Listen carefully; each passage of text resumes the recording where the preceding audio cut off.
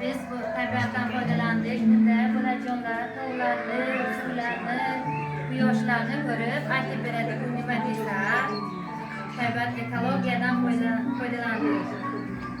Demak, tabiat bo'yicha. Xo'p.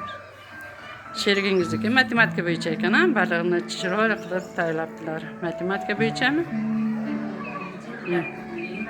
Ha.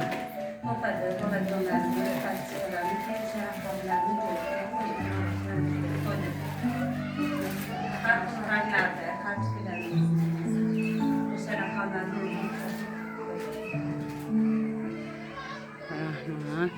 Hozir.